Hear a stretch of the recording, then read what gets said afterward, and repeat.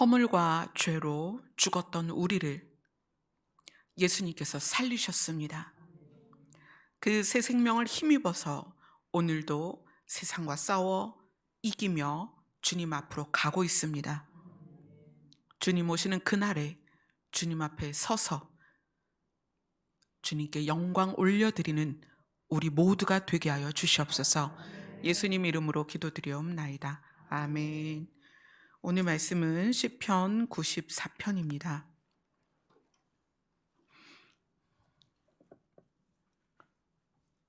시편 94편은 1절부터 23절까지 있는데 길기 때문에 단락단락을 좀 나눠서 보도록 하겠습니다. 1절부터 7절까지 함께 읽겠습니다. 시작. 여호와여 복수하시는 하나님이여 복수하시는 하나님이여 빛을 비추어 주소서. 세계를 심판하시는 주여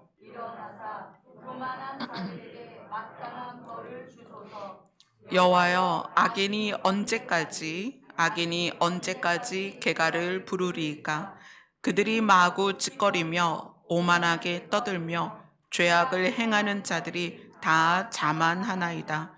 여호와여 그들이 주의 백성을 짓밟으며 죄 소유를 곤고하게 하며 과부와 나그네를 죽이며 고아들을 살해하며 말하기를 여호와가 보지 못하며 야곱의 하나님이 알아차리지 못하리라 하나이다. 아멘. 94편을 지은 시인은 93편과 연결해서 본다면 이 93편에서 시인이 말하는 스스로 권위를 입으신 스스로 계신 자, 자존자 하나님을 보고 그분이 계시다는 것이 너무나 증거가 차고 넘쳐서 너무 확실하다, 이런 고백 다음에 이 94편에서는 이 시편 저자가 뭘 하냐면 그 하나님께 고발을 하는 내용이에요. 1절부터 7절까지는 악인에 대하여 하나님께 고발을 합니다. 근데 이 악인이 어떤 자냐면 교만하고 자만하다, 이렇게 이야기를 해요. 2절에 보면 교만한 자들에게 마땅한 벌을 주소서. 4절을 보면 그들은 다 자만하나이다, 이렇게 얘기해요. 교만과 자만의 차이는 뭐냐면 자만은 스스로 자기를 자랑하고 뽐내는 거고 교만은 스스로 자랑하며 뽐내면서 거기에 건방진 것까지 포함이 되는 거예요. 그래서 이 건방짐이 누구를 향하여? 신을 향하여. 사람 사이의 문제가 아니에요. 이 교만하고 자만한 악한 자들에 대하여 하나님께 고발을 하는데 이 교만이 사람 사이의 교만이 아니라 자만, 스스로 자기가 잘났다라고 생각하면서 그 잘난 체 하는 마음으로 하나님께 건방지게 대드는 거예요. 그래서 그 악인들, 교만하고 자만한 악인들에 대해서 하나님께 고발을 합니다. 하나님, 복수하여 주옵소서. 이렇게 고발을 하는 거예요. 근데 그 교만하고 자만한 자들의 특징이 뭐냐면 5절이 그들의 첫 번째 특징인데 주의 백성을 짓밟으며 주의 소유를 곤고하게 하며, 교회 다니는 사람을 싫어하고 믿는 자들을 업신여기고 또 회방해서 믿는 자들과 교회가 처지가 아주 어렵게 되는 거예요. 우리가 역사를 통해서 많은 역사들을 보고 있죠. 현재까지도 북한 같은 경우에는 지금도 이것이 진행형입니다. 성도를 짓밟고 교회를 곤고하게 하는 악인들, 그들의 교만함을 여호와 하나님께 지금 고발을 합니다. 이 악인들, 교만하고 자만한 이 악인들의 두 번째 특징은 뭐냐면 6절을 같이 읽겠습니다. 시작. 과부와 나그네를 죽이며 고아들을 살해하며. 이것은 교만한 자들의 특징이 스스로 자랑하고 뽐내면서 건방진데 이 건방짐이 하나님을 향하여는 대적하고 사람들을 향하여는 사회적 약자를 짓밟는 거예요. 성도를 향하여 또 교회를 향하여 핍박하는 것과 그 다음에 사회적인 약자를 짓밟는 거예요. 그래서 사회적 약자의 대표가 누구냐면 과부, 나그네, 고아였습니다. 이건 구약 성경 내내 또 신약 성경 내내 사회적 약자의 대표적인 부분이죠. 과부와 나그네와 고아를 살펴줘라.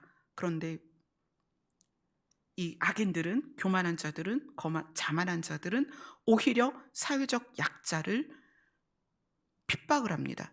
그 다음 이 악인들의 특징이 세 번째, 7절입니다. 함께 읽겠습니다. 시작. 말하기를 여호와가 보지 못하며 야곱의 하나님이 알아차리지 못하리라 하나이다. 하나님을 대적하는 거예요. 교만하고 자만한 자의 특징은 하나님을 대적하는 것입니다. 악인의 특징은 하나님을 대적하는 거예요. 그런데 중요한 것은 이 7절이 하나님을 믿지 않는 자와 하나님이 계신 걸 알지만 하나님을 대적하는 것, 이 두 가지 모습이 포함됐다는 거예요. 여호와가 보지 못하며 야곱의 하나님이 알아차리지 못하리라. 이것은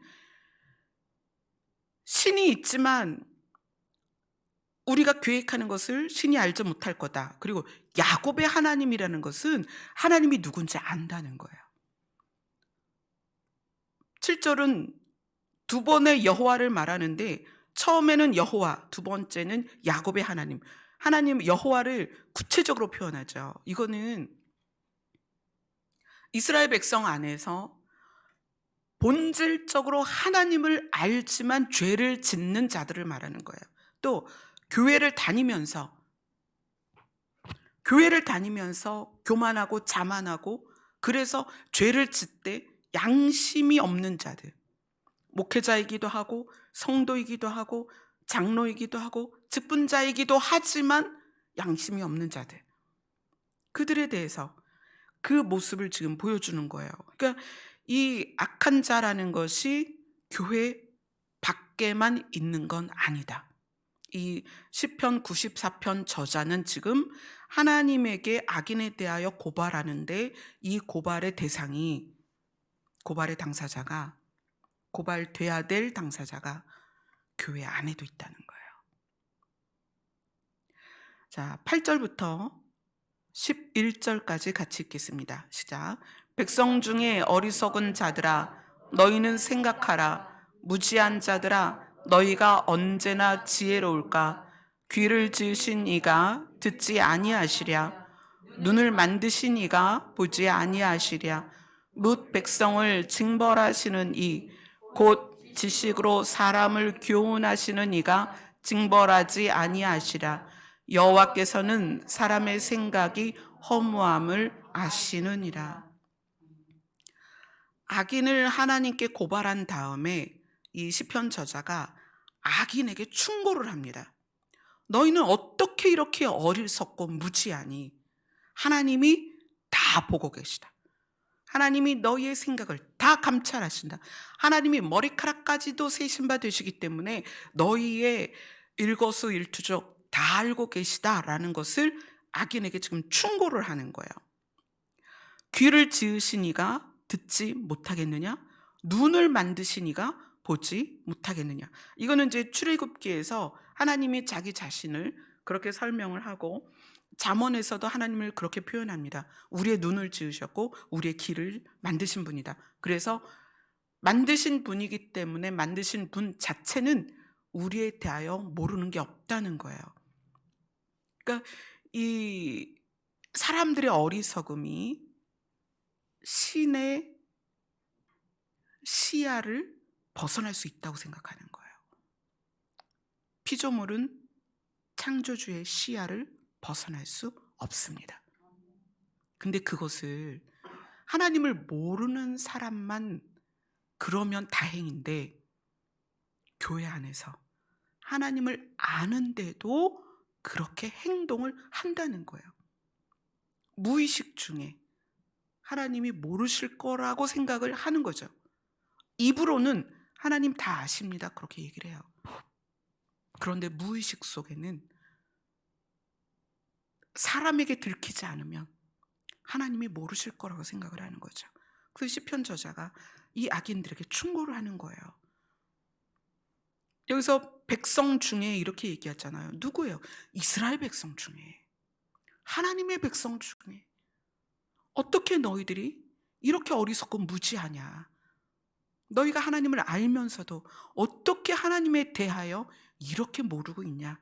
그렇게 충고를 하고 있죠. 그 다음 12절부터 15절까지 같이 읽겠습니다. 시작. 여호와여, 주로부터 징벌을 받으며 주의 법으로 교훈하심을 받는 자가 복이 있나니 이런 사람에게는 환난의 날을 피하게 하사 악인을 위하여 구덩이를 팔 때까지 평안을 주시리이다. 여호와께서는 자기 백성을 버리지 아니하시며 자기의 소유를 외면하지 아니하시리로다. 심판이 의로 돌아가리니 마음이 정직한 자가 다 따르리이다. 징벌과 교훈에 대해서 이제 우리가 읽은 악인에 대해서 충고를 하죠. 하나님은 사람을 교훈하시고 징벌하시는 분이다. 왜 그걸 너희들이 모르냐? 그러면서 12절부터 15절까지는 어떤 내용이냐면 하나님이 왜 징벌하시고 교훈을 하실까라는 내용이에요. 징벌과 교훈에 담긴 하나님의 진심. 자, 일단 이 악인의 행동들이 너무 악하니까 하나님께 고발을 했습니다. 그리고 악인들에게 충고를 해요. 야, 너희가 피조물인데 창조주 하나님의 시야를 너희가 벗어날 수 있겠냐? 하나님이 너희를 다 아셔. 그리고 하나님이 너희를 징벌하시고 교훈하실 거야. 그런데 하나님이 너희를 징벌하시고 교훈하시는 데에는 하나님의 숨겨진 마음이 있어 라고 이야기를 하면서 이렇게 이야기를 해요.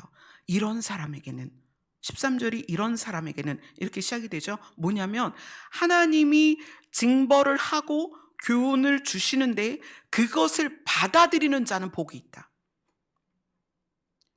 하나님이 징벌하시고 교훈하시기 때문에 하나님을 떠나는 게 아니라 징벌과 교훈을 마음으로 받는 자는 복이 있는데 이런 사람은 환난의 날을 피하게 된다. 아멘.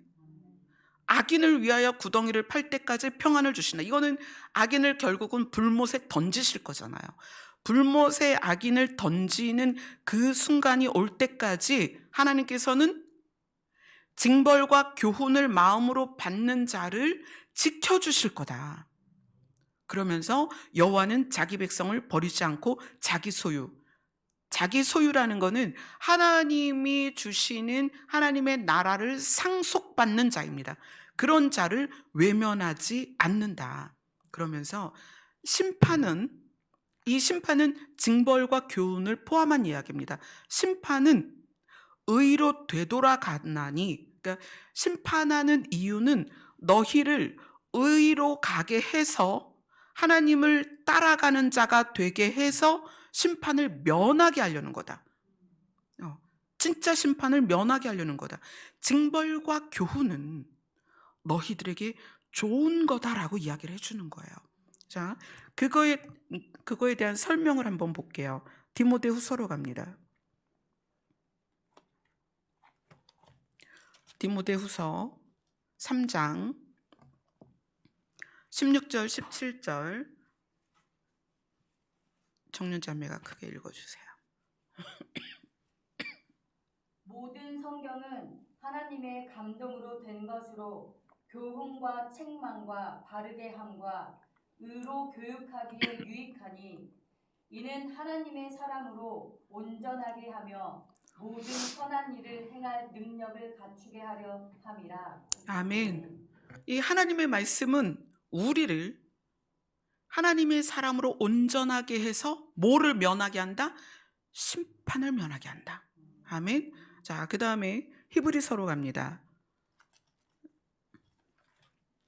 디모데후서, 디도, 빌레몬, 그 다음에 히브리서죠. 히브리서 15장,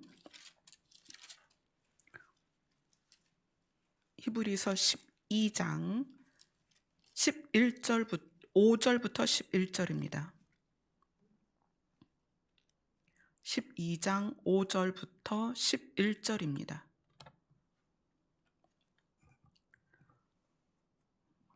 같이 읽겠습니다. 시작. 또 아들들에게 권하는 것 같이 너희에게 권면하신 말씀도 잊었도다. 일러스되 내 아들아 주의 징계하심을 경히 여기지 말며 그에게 꾸지람 받을 때에 낙심하지 말라. 주께서 그 사랑하시는 자를 징계하시고 그가 받아들이시는 아들마다 채찍질 하심이라 하였으니 너희가 참음은 징계를 받기 위함이라. 하나님이 아들과 같이 너희를 대우하시나니 어찌 아버지가 징계하지 않는 아들이 있으리요. 징계는 다 받는 것이거늘 너희에게 없으면 사생자여 친아들이 아니니라. 또 우리 육신의 아버지가 우리를 징계하여도 공경하였거늘 하물며 모든 영의 아버지께 더욱 복종하며 살려 하지 않겠느냐. 잠시 자기의 뜻대로 우리를 징계하였거니와 오직 하나님은 우리의 유익을 위하여 그의 거룩하심에 참여하게 하시느니라. 무릇 징계가 당시에는 즐거워 보이지 않고 슬퍼 보이나 후에 그로 말미암아 연단받은 자들은 의와 평강의 열매를 맺느니라. 아멘. 거룩하심에 참여하게 해서 의와 평강의 열매를 맺게 하기 위하여 우리를 징계하신다. 아멘. 다시 시편 94편으로 갑니다. 그래서 하나님의 징벌과 교훈에 담긴 하나님의 진심은 뭐냐면 옳지 않은 일과 죄에 대하여 징계하시고 교훈하심으로 해서 우리가 심판을 면하게 하기 위한, 환난의 날을 피하게 하기 위한 것이다. 그 대신 징벌과 교훈을 어떻게 받는 자가 복이 있다. 마음으로 받아들이는, 하나님이 나를 위해서 징벌하시고 교훈하셨구나 라고 받아들이는 자가 복이 있다는 거예요.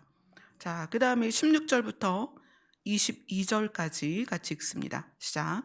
누가 나를 위하여 일어나서 행악자들을 치며 누가 나를 위하여 일어나서 악행자들을 칠까? 여호와께서 내게 도움이 되지 아니하셨다면 내 영혼이 벌써 침묵 속에 잠겼으리로다. 여호와여, 나의 발이 미끄러진다고 말할 때에 주의 인자하심이 나를 붙드셨사오며 내 속에 근심이 많을 때에 주의 위안이 내 영혼을 즐겁게 하시나이다. 율례를 빙자하고 재난을 꾸미는 악한 재판장이 어찌 주와 어울리리까? 그들이 모여 의인의 영혼을 치려하며 무죄한 자를 정죄하며 피를 흘리려 하나 여호와는 나의 요새시요 나의 하나님은 내가 피할 반석이시라. 아멘. 이 부분은 징벌과 교훈을 받아들인 적이 있는 경험을 통해서 내가 어려운 가운데에서 이것은 나를 살리려고 하나님이 징벌을 주시고 교훈하시고 때로는 징계하시고, 그래서 그것을 통해서 무엇을 깨달았냐면 하나님만 나의 도움이 되신다. 이거를 이 시인이 깨달은 거예요. 그런데 이 하나님만 나를 살리신다는 것이 어디까지 가야 되냐면 피조물을 살리는 건 신만 가능하다는 거예요. 거기까지 이 시편 저자의 마음이 간 거예요. 그리고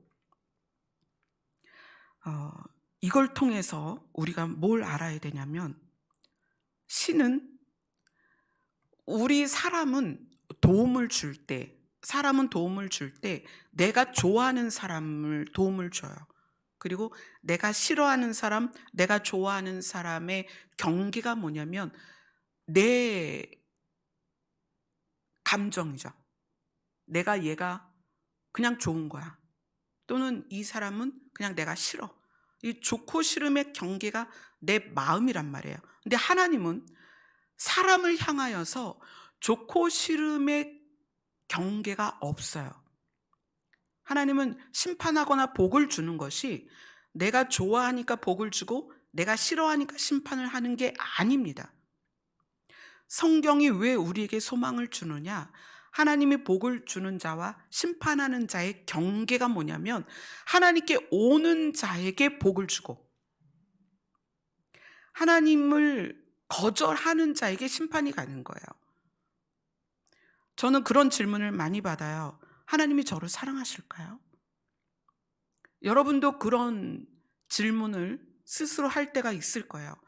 하나님이 나를 사랑하실까?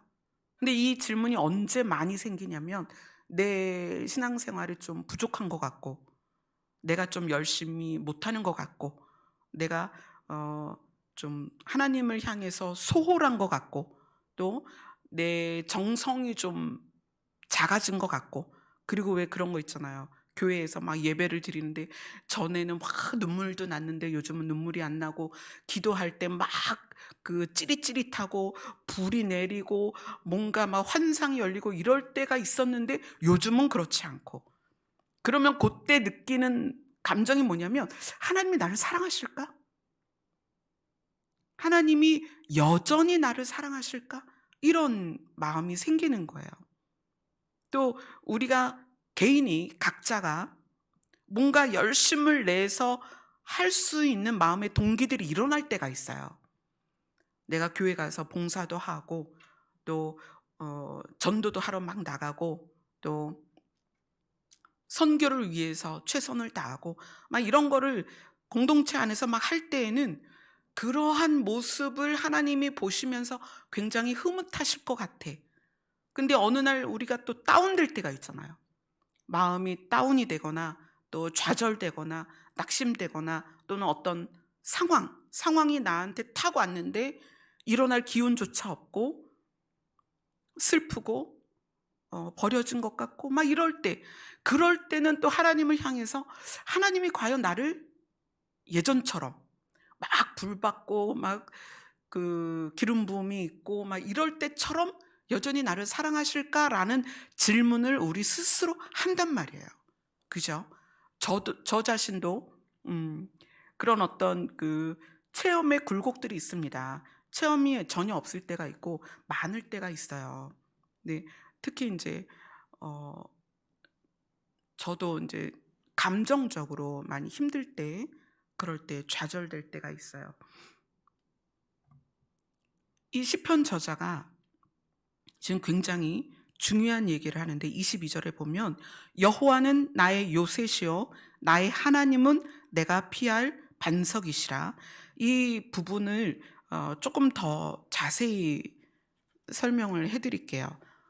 나훔으로 갑니다. 구약 성경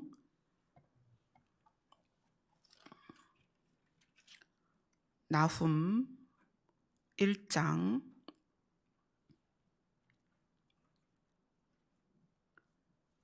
1장 1절부터 7절까지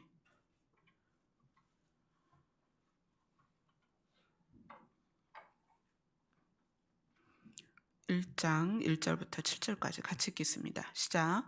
니느웨에 대한 경고 곧 엘고스 사람 나훔의 묵시에 그리라. 여호와는 질투하시며 보복하시는 하나님이시라. 여호와는 보복하시며 진노하시되 자기를 거스르는 자에게는 여호와는 보복하시며 자기를 대적하는 자에게 진노를 품으시며 여호와는 노하기를 더디하시며 권능이 크시며 벌받을 자를 결코 내버려 두지 아니하시느니라. 여호와의 길은 회오리 바람과 광풍에 있고 구름은 그의 발에 티끌이로다. 그는 바다를 꾸짖어 그것을 말리시며 모든 강을 말리시나니 바산과 갈멜이 쇠하며 레바논의 꽃이 시드는도다. 그로 말미암아 산들이 진동하며 작은 산들이 녹고 그 앞에서는 땅 곧 세계와 그 가운데 있는 모든 것들이 솟아오르는도다. 누가 능히 그의 분노 앞에 서며 누가 능히 그의 진노를 감당하랴. 그의 진노가 불처럼 쏟아지니 그로 말미암아 바위들이 깨지는도다. 여호와는 선하시며 환난 날의 산성이시라. 그는 자기에게 피하는 자들을 아시느니라. 아멘. 사람은 감정으로 내가 좋아하고 내가 싫어하는, 그래서 굉장히 사람을 대하는 게 편협적입니다. 내 감정에 의해서 대하기 때문에. 그런데 하나님은 이것이 우리에게 소망인데, 하나님은 하나님에게 나오는 자, 하나님에게 피하는 자를 하나님이 붙들어 주십니다. 그리고 하나님을 대적하는 자들에게 하나님이 징계를 주세요. 근데 그 징계를 주시는 것이 끊어내고 이 땅에서 없애버리려는 게 아니라 그들이 그 징계를 통해서 하나님께 돌아오기를 원하신다는 거예요. 아멘. 하나님이 나를 사랑하시는가? 그 질문에 대하여 제가 정답을 드리겠습니다. 여러분이 어떤 상태든지 하나님께 피하면 하나님은 선하사 그를 보호하십니다. 우리의 상황이 어떠하든지, 그것이 주홍같이 붉은 죄를 뒤집어 썼다 해도, 죄에 의하여 죄를 뒤집어 썼다 해도 우리가 여호와 앞에 나아가면 그분은 우리를 받아주십니다. 하나님의 사랑은 우리의 어떠함이 아니에요. 하나님께 나아왔느냐, 하나님의 이름을 부르느냐, 하나님께 피하느냐, 거기에 있다는 거예요. 이 나훔이 마무리를 여호와는 선하시며 환난 날의 산성이시라.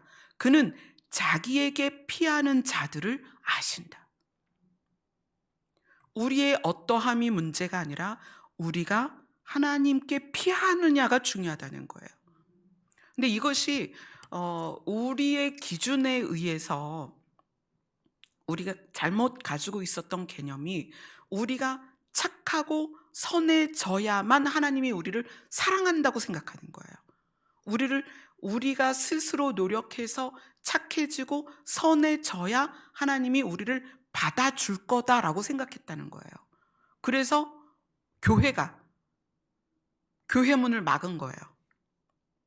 너희는 너희 같은 이런 부류를 정해서 어떻게 너희가 교회를 들어오냐, 너희가 어떻게 하나님의 은혜를 받을 수 있겠냐, 이렇게 생각을 하는 거예요.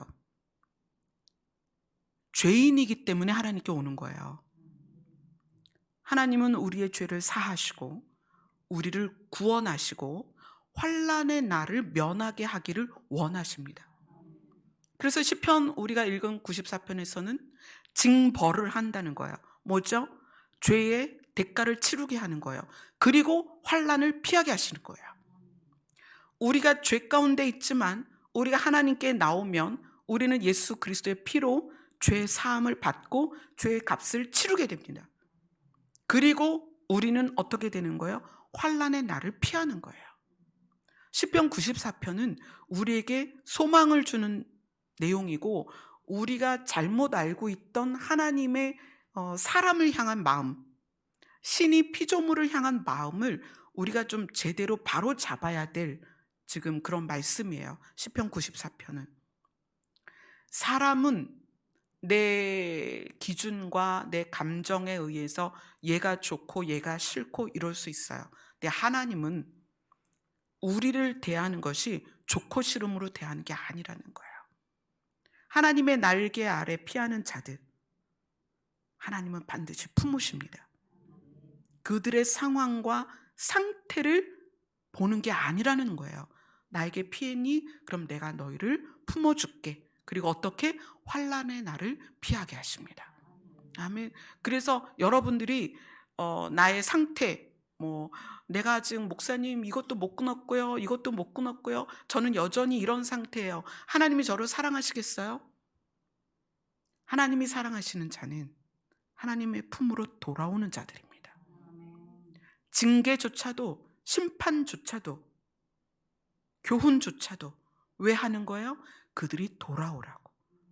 죄를 깨닫고 신에게로 피하라고 하시는 거예요. 그들이 미워서 싫어서 징계하거나 교훈을 하시는 게 아니라는 거예요. 아멘. 다시 본문으로 돌아갑니다. 10편 94편 마지막 23절입니다.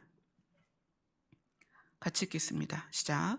그들의 죄악을 그들에게로 돌리시며 그들의 악으로 말미암아 그들을 끊으시리니 여호와 우리 하나님이 그들을 끊으시리로다. 아멘.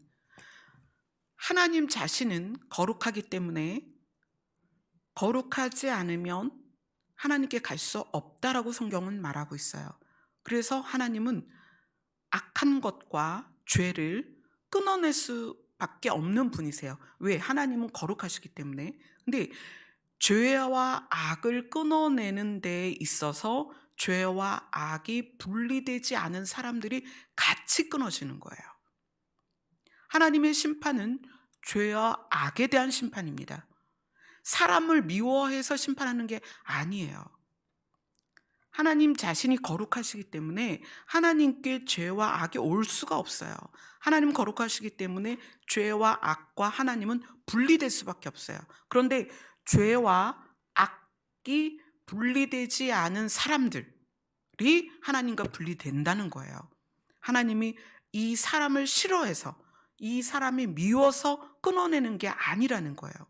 그래서 이 시편 94편을 우리가 쭉 읽으면서 하나님이 우리를 향하여 원하시는 것은 너희가 어떠한 모습이든지 나에게 오면 내가 예수 그리스도의 피로 너희를 깨끗게 할 거야.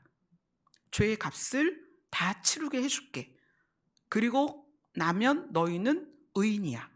그죠? 악이 제하여졌으니까 의인이야. 그래서 너희를 내가 품고 끝까지 환난의 날을 면하도록 지켜줄 거야. 아멘. 성경은 처음부터 계시록까지 일맥상통하게 나에게 오면 산다예요. 하나님은 그 말씀하시는 거예요. 나에게 오면 너희가 산다. 94편이 정말 우리에게는 소망이 되는 말씀입니다. 하나님이 나를 사랑하실까라는 질문이 생길 때마다 여러분은 스스로 기준을 더 강하게 세우셔야 됩니다. 내가 어떠한 모양이든지 하나님께 가면 하나님은 나를 품에 품으신다. 그리고 나를 살려주신다. 아멘. 그리고 우리에게 악과 죄악에 대한 값은 예수님이 치르셨습니다. 그리고 우리가 하나님의 품에 들어가서 그 다음 단계가 뭐냐면 하나님의 말씀을 통해서 교훈을 받고 우리가 우리의 모양을 바꿔가는 노력들이 이제 부차적으로 들어가는 거죠. 그래서 너희는 구원을 받고 그 다음에 어떻게 해라? 구원을 이루어 가라. 받은 구원을 이루는 과정, 이거를 성화라고 합니다. 근데 그 과정 안에서의 우리의 연약함을 하나님은 아신다는 거예요. 그래서 어떻게 한다? 기다려주신다. 그리고 도와주신다. 누구를 통해서? 성령을 통해서. 말씀을 기억나게 하시고 소망을 주시고 힘을 주시고 위로하시고 도와주세요. 아멘. 그래서 제가 예전에 이제 워낙 어릴 때부터 교회를 다녔으니까 옛날에는 하나님에 대한 개념이 심판하시는 하나님, 무서운 하나님, 그렇게 굉장히 강했어요. 장로교회에서 그렇게 많이 배우다 보니까. 그래서 제가 조금 잘못하거나 저 자신이 저에게 부족한 면이 있을 때 하나님이 나를 버릴까 봐 또는 벌 받을까 봐 또는 심판받을까 봐 또는 지옥 갈까 봐 그런 두려움이 굉장히 많았어요. 그런데 성경을 알아가면 알수록 그리고 하나님을 깨달을 그런 그 기회들이 쭉 쌓여가면서 하나님은 사람을 미워하는 것이 아니라 사람이 죄를 해결하지 못하고 지옥 갈까 봐. 하나님은 그래서 죄와 악한 것을 다루신다는 거예요. 그래서 그 죄와 악한 것과 사람을 분리하고, 그리고 그 사람을 하나님이 품에 안으시기를 원하신다는 거예요. 그래서 주께 피하는 자는 구원을 얻습니다. 여호와의 이름을 부르는 자는 구원을 얻습니다. 아멘. 우리가 어떠한 모양이든지 하나님은 우리를 살리십니다. 그래서 오늘 94편 말씀대로 어떻게 12절 13절 같이 읽겠습니다. 시작.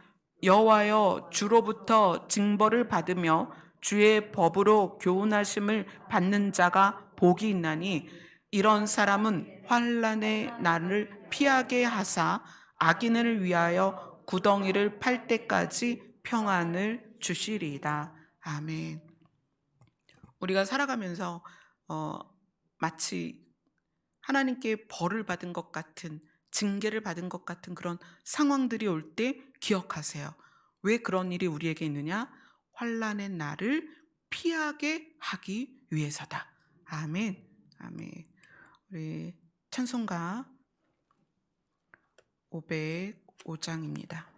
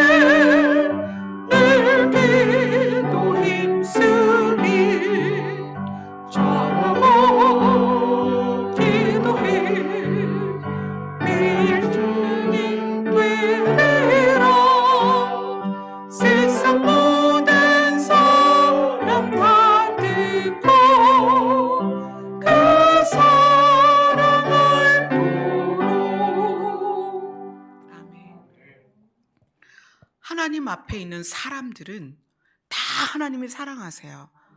세상을 이처럼 사랑하사 독생자를 주셨습니다. 하나님 앞에는 두 부류의 사람이 있습니다. 하나님께 나아오는 자, 하나님을 거절하는 자. 하나님을 거절한다고 해서 하나님이 사랑하지 않는 게 아니에요. 하나님이 그들도 사랑하시죠. 근데 하나님을 거절한다는 건 악을 선택하고 죄를 짓는다는 얘기예요.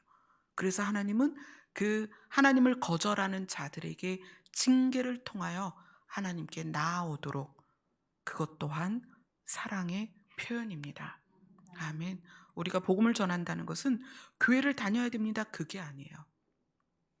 우리는 피조물이기 때문에 신께 나와야만 살 수 있다는 것이 복음입니다.